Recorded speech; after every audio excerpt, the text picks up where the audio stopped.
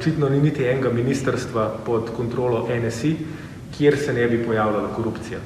Na Ministrstvu za delo, družino in socialne zadeve se že več tednov ukvarjamo z vprašanjem, kako so iskreni, se pravi društvo ministra, dobili maksimalno število točk na razpisu.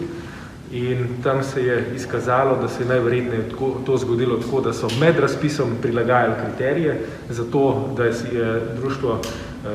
Zveza društev prijateljev mladine Slovenije spadla, iskreni pa dobili. To je stvar, ki jo mislim, da lahko dokažemo na podlagi gradiva, ki smo ga v kleti pregledali. Ampak tam govorimo o 100 tisoč in nekaj evrih.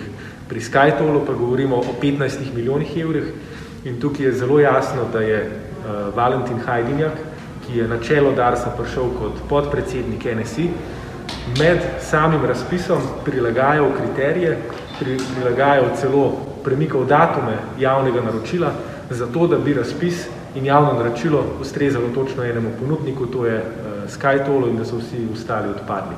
Te se zdaj upravičeno pritožujejo, bomo pa stvar preiskali tudi v parlamentu, ker glede na to, kar se dogaja, mislim, da je tukaj upravičeno dela tudi na hipotezi, da gre za politično kuhinjo, ki presega golo korupcijo.